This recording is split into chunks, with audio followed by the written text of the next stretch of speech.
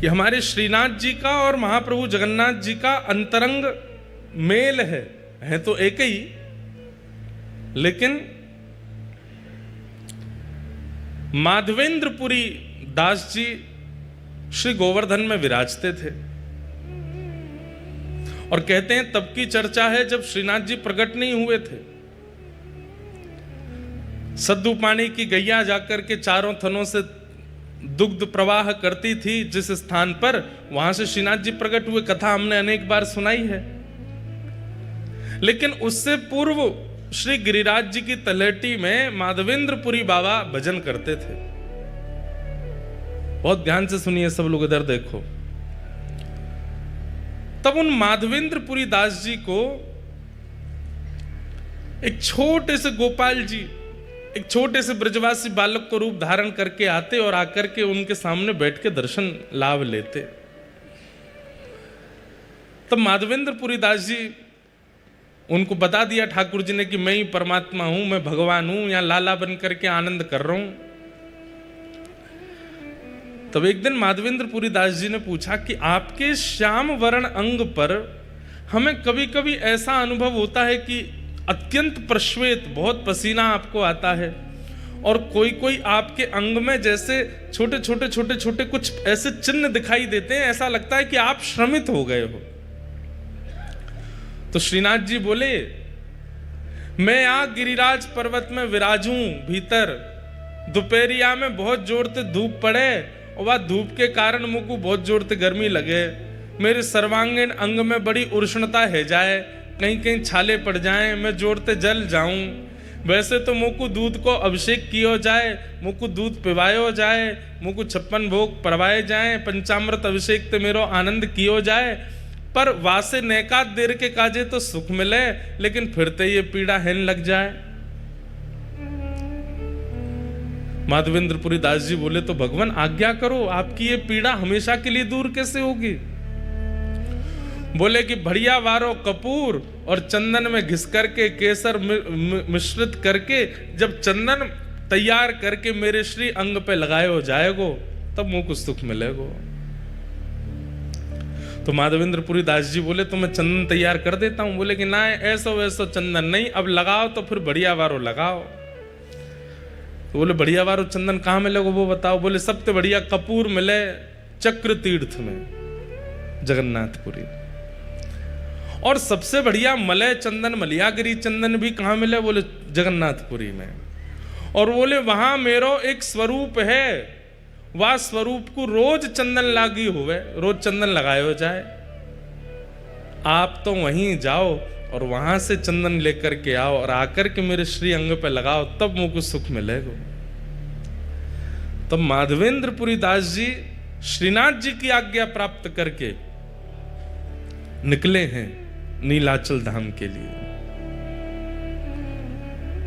ठाकुर जी के सुख के लिए। देखो एक बात, हम लोग ठाकुर जी की सेवा में कोई भी सामग्री प्रस्तुत नहीं कर सकते। उस सामग्री में भी सर्वश्रेष्ठ सामग्री जो हो, और वो सामग्री भी सर्वश्रेष्ठ रूप से जहां निर्मित होती हो, वही ठाकुर जी की सेवा में लानी चाहिए। स्वयं श्रीनाथ जी माधवेंद्र जी से बोले, वो चंदन तो तुम यहीं घिस दोगे, लेकिन बढ़िया वारो तो वहीं मिलेगो, बढ़िया वारो कपूर तो वहीं मिलेगो, वहां से लेके आओ। इसका मतलब क्या है? ठाकुर जी को विशेष प्रिय नहीं है, लेकिन वो हमें परखते हैं कि हमें प्रस्तुत करने के लिए कुछ विशेष देना उचित लगता है कि नहीं, वो ठाकुर जी देखते हैं। अब चंदन यात्रा पे आप अपने घर पे चंदन घिस के लगा दो ठाकुर जी को, ठाकुर जी कहेंगे ठीक है, काम चलाओ तो कर ही दियो काम, लेकिन आप पूरी उसकी व्यवस्था करो। वहां से जल मंगा रहे हैं, वहां से कपूर मंगा रहे हैं, वहां से केसर मंगवा रहे हैं, 4 आदमियों को भेज के कर रहे हैं, स्वयं जाकर के कर रहे हैं, उससे ठाकुर जी और ज्यादा प्रसन्न होते हैं। देखो मेरे सुख के काजे कितना श्रम कर रहे हो है। हमारे गिरधर लाल जी की स्नान यात्रा पर स्नान होता है। अब स्नान यात्रा, स्नान कराना है, टोंटी का जल भरो, करा दो स्नान, उसमें थोड़ा केसर आदि डाल दो, करा दो स्नान। नहीं, हम हमारे सब वैष्णव, सब हमारे जितने मित्र परिकर हैं, जितने हमारे पंडित जी, सबके साथ अवसर होगा, कथा नहीं है तो स्वयं जाएंगे। कहाँ? उत्तराखंड। उत्तराखंड में श्री यमुना जी सबसे पहले पृथ्वी पर जहां आती हैं उस स्थान का नाम है कटा पत्थर। कटा पत्थर में जाएंगे उत्तराखंड में, वहां से स्नान करके विधि पूर्वक प्रत्येक कलश का पूजन करेंगे। कलश का पूजन करके फिर वहां से शुद्ध यमुना जी का जल, क्रिस्टल वाटर, बिल्कुल दिख जाए नीचे तक महाराज, वहां से यमुना जी लाएंगे। और फिर उन यमुना जी को वृंदावन ला करके फिर वृंदावन में जो यमुना जी हैं उनको बढ़िया क्योंकि वृंदावन में यमुना जी तो पूरी सब अपवित्र कर दी लोगों ने, तो 2-4 कपड़े की परत लगा के उन यमुना जी को भरेंगे। फिर वो यमुना जल कटा पत्थर वाले जल में थोड़ा थोड़ा मिला देंगे, तो फिर भाव हो जाएगा यमुना तट का, वृंदावन तट का यमुना जल। फिर उससे ठाकुर जी को स्नान कराते हैं, रात भर मटकों में भर के रखते हैं, ठंडा बिल्कुल शीतल जल हो जाता है। फिर उन जलों में किसी में पुष्प, किसी में सुगंधी, किसी में अष्टगंधा, किसी में कुछ, सब मिला करके फिर ठाकुर जी को स्नान कराते हैं। अब स्नान ही तो कराना है, करा दो ऐसे नहीं। मैंने एक बात कथा में कही है कि भक्ति में ठाकुर जी प्रस्तुतिकरण देखते हैं कि आपकी प्रस्तुति कैसी है। उठाए कर दिया, उठाए भोग लगा दिया, थाली में लाए सामने धर दिया कर। ठाकुर जी भी ऐसे फिर पाते नहीं है, बोले कि बेमनते तू करे, मैं काहे को पावे आऊं।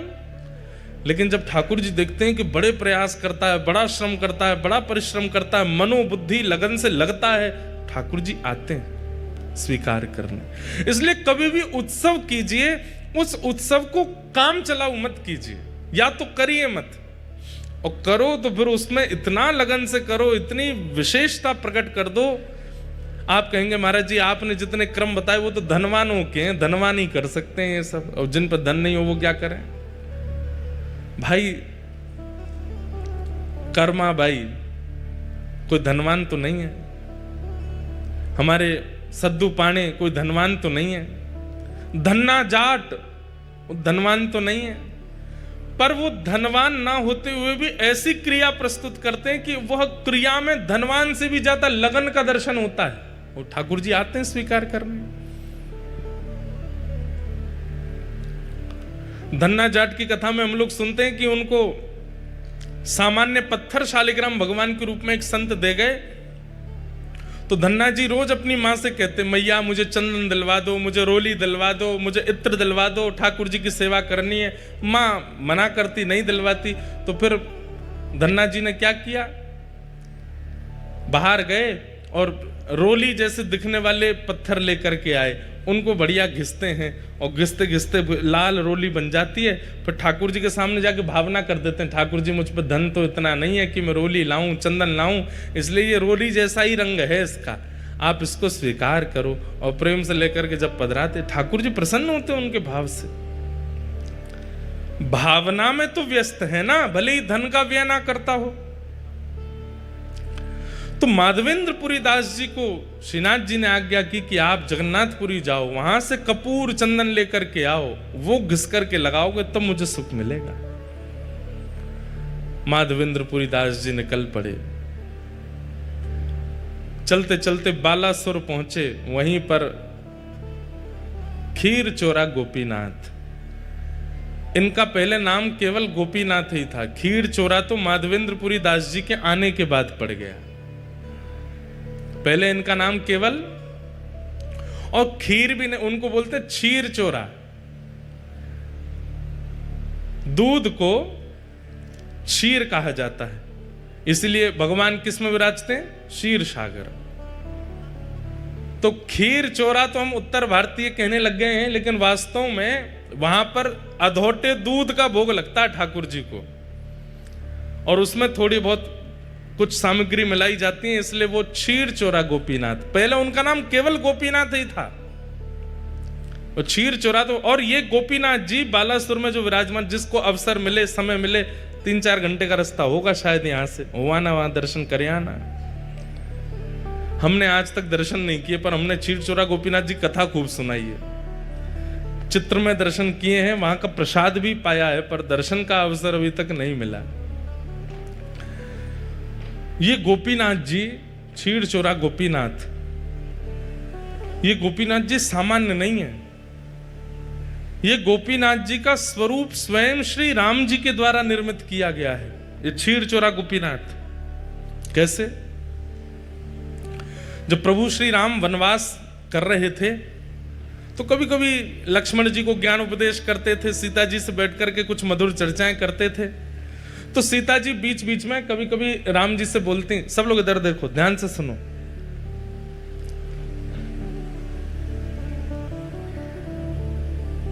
राम जी से कहती, हमने सुना है कि आप द्वापर में कृष्ण रूप धारण करोगे। तो राम जी कहते हैं, हाँ कृष्ण रूप तो धारण करेंगे, और हमने ये भी सुना है कि आपके समस्त अवतारों में अत्यधिक सुंदर अवतार आपका जो होगा वो कृष्णावतार होगा, जिसके रूप को देख करके असंख्य गोपियां, असंख्य ब्रजवासी गण जहां से भी आप गुजरेंगे सब आप पर न्योछावर हो जाएंगे, ऐसा आपका रूप होगा, मैंने सुना है। तो राम जी बोले, अब ये तो प्रभु जाने, राम जी भी कोई कम सुंदर थोड़े ही है। वर्णन आता है कि राम जी जब वनवास करते हैं तो वनवास करते समय वहां के संत जन, वहां के निवासी जन, उनके पास राम जी सामग्री लेने के लिए जाते हैं।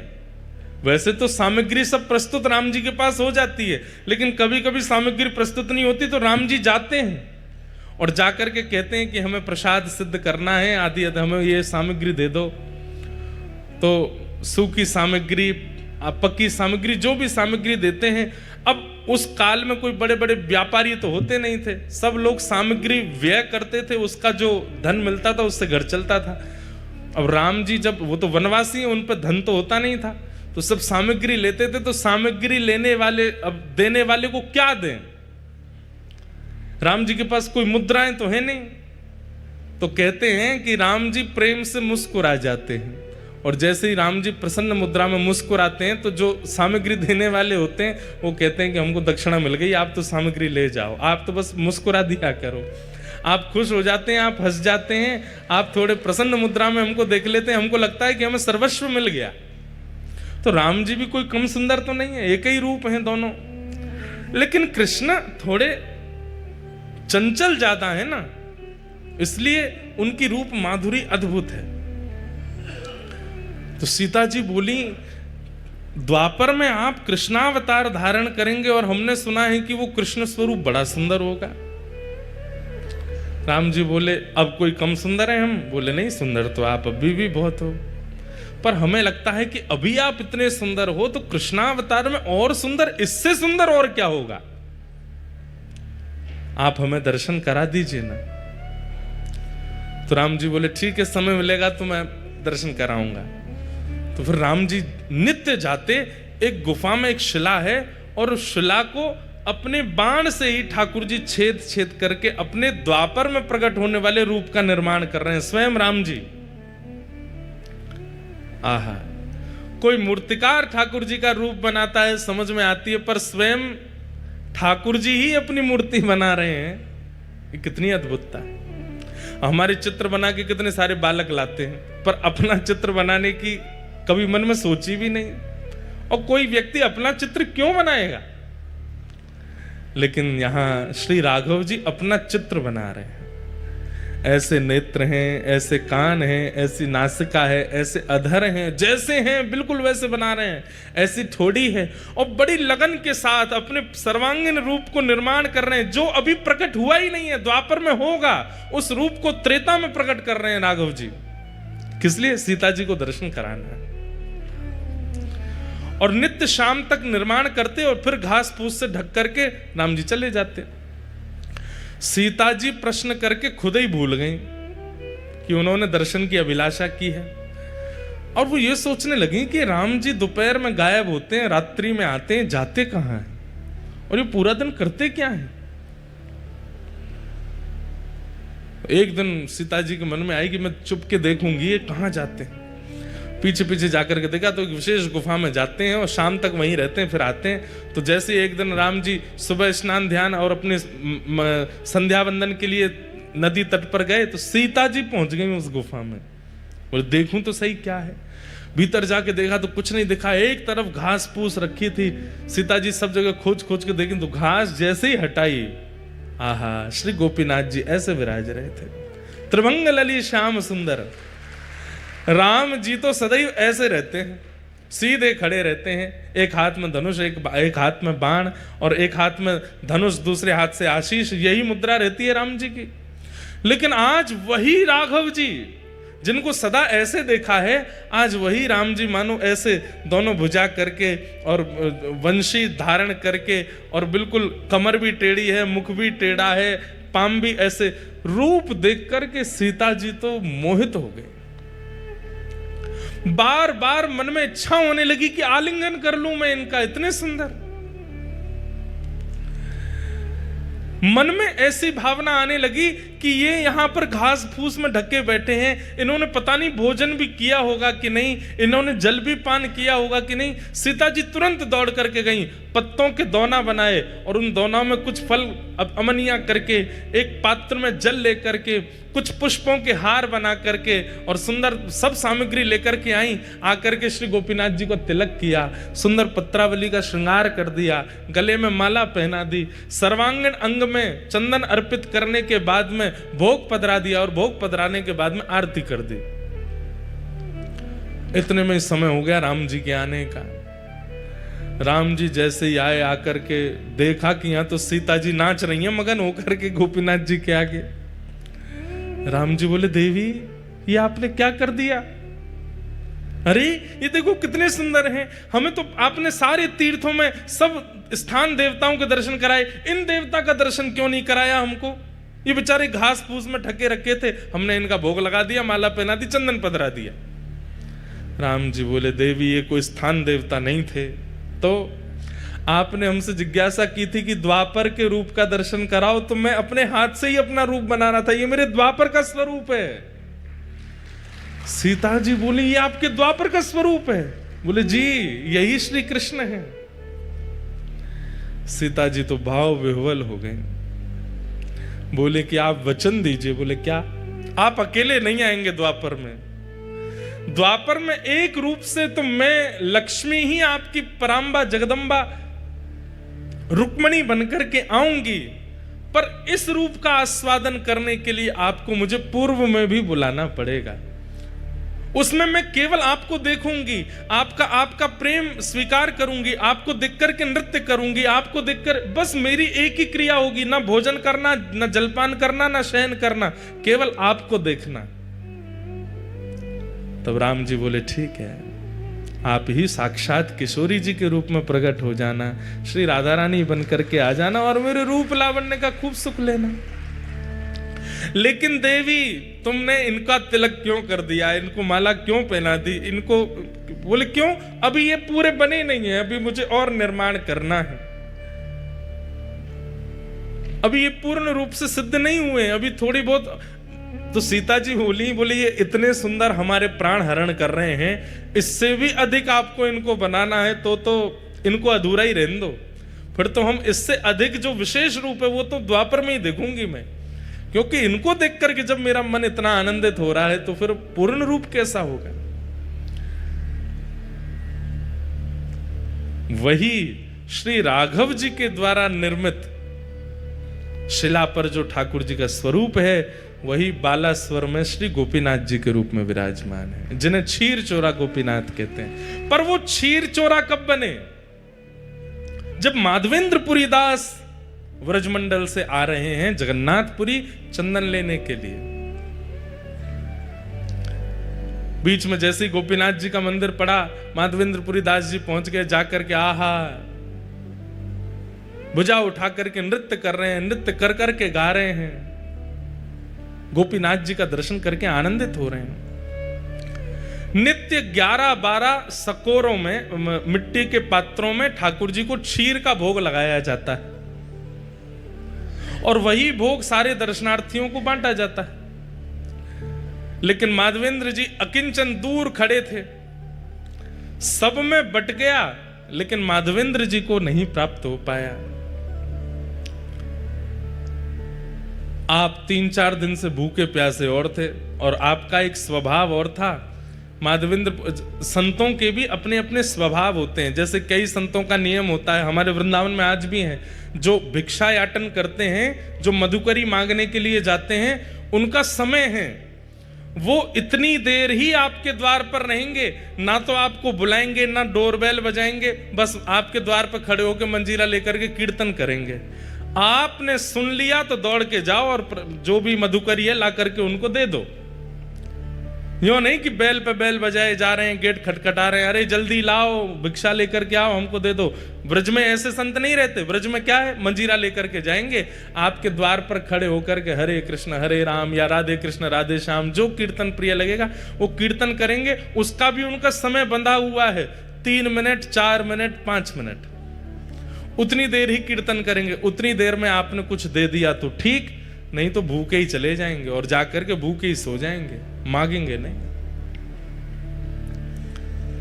इसलिए ब्रज की कई माताएं हमारे घर पे भी संत जन पधारते हैं, बगल में ही भागवत निवास करके स्थान है, वहां के महापुरुष पधारते हैं, तो वे भी आकर के द्वार पर खड़े हो जाएंगे। आपको पता चल जाए तो भिक्षा दे दो, नहीं तो चले जाएंगे। और उनका टाइम फिक्स है 6:15, तो मतलब 6:15 बजे ही आएंगे। हमारी माताजी अगर स्वयं रहती हैं तो स्वयं पहले ही बना करके दे आती हैं, और नहीं रहती हैं तो जो घर पर रहेगा उसको सारे काम बाद में बताएंगी, ये कमरा देख लेना, वो ये सब बाद में, सबसे पहले बताएंगी शाम को 6:15 बजे वो भागवत निवास के महाराज जी आएंगे, उनके लिए इतनी रोटी दाल चावल सब तैयार करके मधुकरी उनको दे देना।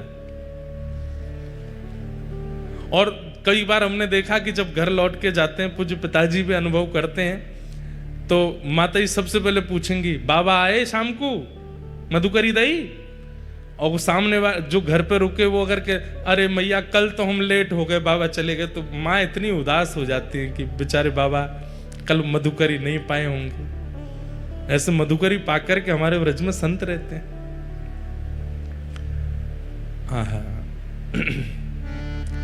श्री माधवेंद्रपुरी दास जी, उनका नियम है कि वो अयाचक हैं, भूख लगेगी प्यास लगेगी लेकिन मांगेंगे नहीं। कोई स्वयं दे जाए तो छोड़ेंगे नहीं तो पालेंगे।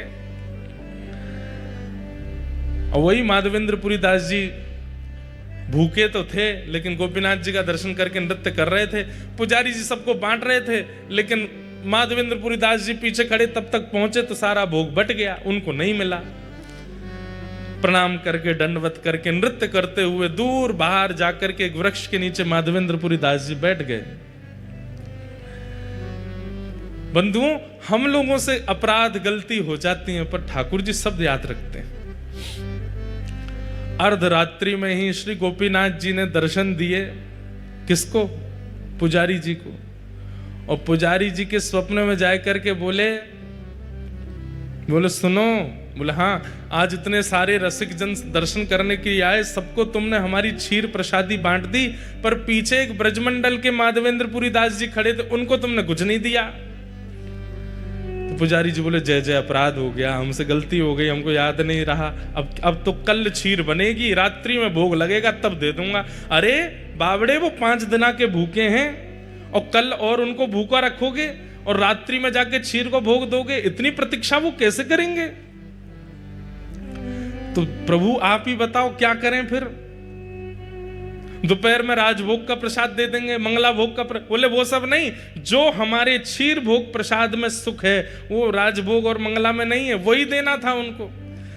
पुजारी जी कान पकड़ने लगे, बोले आज तो अपराध हो गया, क्षमा करो। ठाकुर जी बोले नहीं, अभी उठो, स्नान करो, मंदिर खोलो और भीतर जाओ, वहां से क्षीर भोग लाओ। बोले क्षीर भोग तो सबरो बट गयो, कुछ बचा ही नहीं है, कहां से लाऊं? बोले मंदिर में आके देखो तो सही, एक पात्र रखा है। स्नान ध्यान करके मंदिर में जा करके देखा तो महाराज वहां पर कोई पात्र दिखा नहीं। पुनः नेत्र बंद करके ठाकुर जी से कहे कहां है पात्र, आज्ञा तो करो। बोले हमको पता था कि तुम सब में बांट दोगे, माधवेंद्र जी को छोड़ दोगे, इसलिए हमने पहले ही एक सकोरा उठा के अपनी जेब में रख लिया है। हमारी जेब टटोलो। जैसे ही पुजारी जी ने ठाकुर जी की जेब देखी तो एक जेब में सकोरा धरा था खीर का। निकालते ही पुजारी जी के नेत्र सचल हो गए बोले आप गोपीनाथ नहीं हो, आप चित चोरा गोपीनाथ नहीं हो, आप माखन चोरा गोपीनाथ नहीं हो, आप तो क्षीर चोरा गोपीनाथ हो। अपने भक्त को देने के लिए चोरी करते हो। ठाकुर जी बोले विलंब नहीं करो, मेरा पेट मेरे सामने भोग पधराने से नहीं भरता है। मेरे सामने पधराई हुई वस्तु जब मेरे भक्तों को पवाई जाती है तब मुझे शांति मिलती है, तब मुझे आनंद मिलता है। जब तक माधवेंद्र जी को प्रसाद नहीं मिलेगा मुझे नींद नहीं आएगी। जल्दी जाओ पवा दो।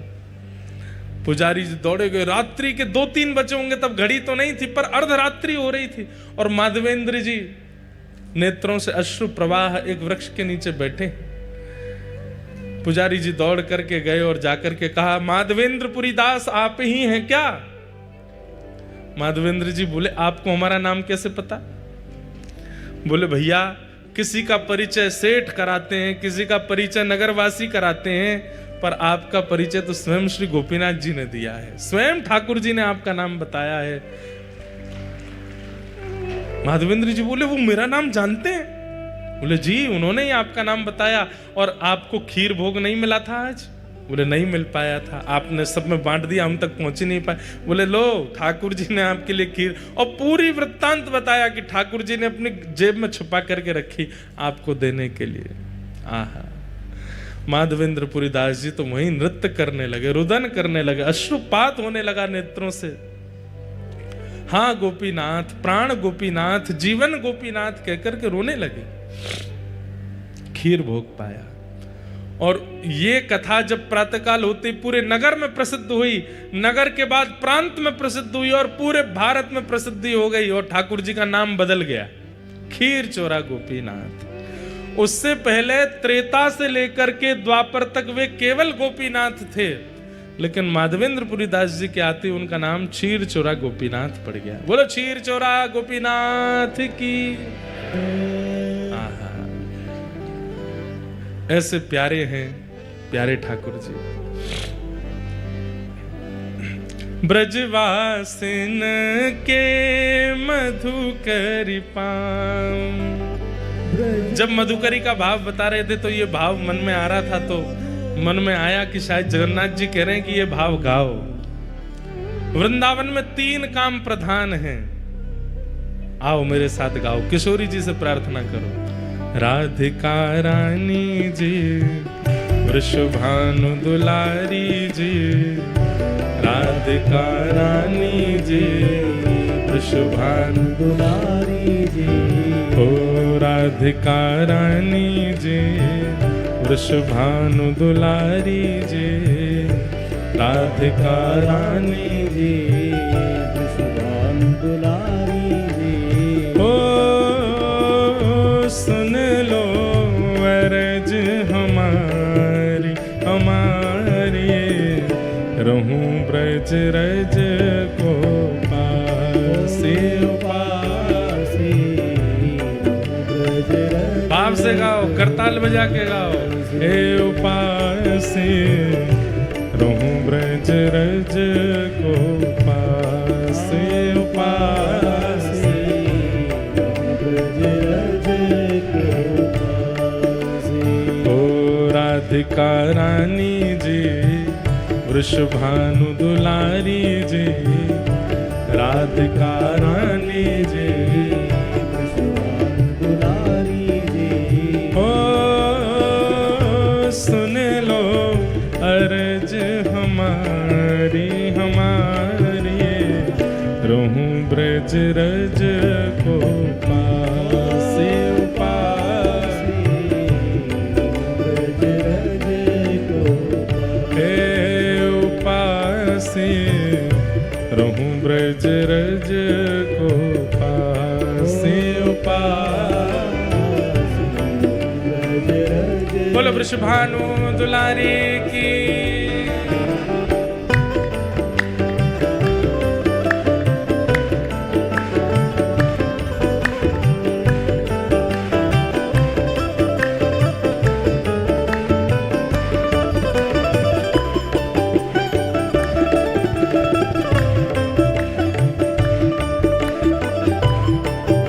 श्री जगन्नाथ महाप्रभु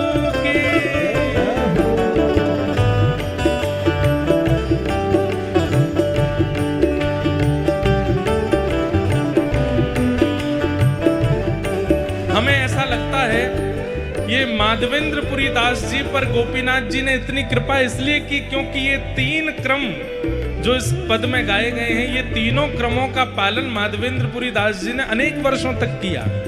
पहला क्रम, मंगला उठ यमुना तट जाऊं, मंगला उठ यमुना तट जाऊं, मंगला उठ यमुना तट जाऊं, मंगला उठ यमुना तट जाऊं। प्यारे राधा वल्लभ की झांकी पाऊं, प्यारे राधा वल्लभ की झांकी, ओ प्यारे राधा वल्लभ की झांकी पाऊं, प्यारे राधा वल्लभ की झांकी पाऊं। कृपा अभिलाषी जी राधिका रानी जी, कृपा अभिलाषी जी राधिका रानी जी, ओ सुन लो अर्ज हमारी हमारी, रहूं ब्रज रज को पासे उपासे, ब्रज रज को उपासे, रहूं ब्रज रज को पासे उपासे, ब्रज रज को। ओ राधिका रानी जी वृषभानु दुलारी जी, राधिका रानी जी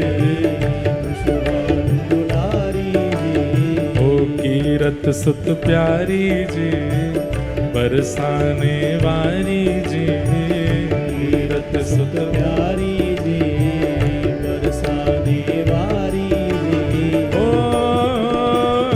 सुन लो अर्ज हमारी हमारी, रहूं ब्रज रज को पासे,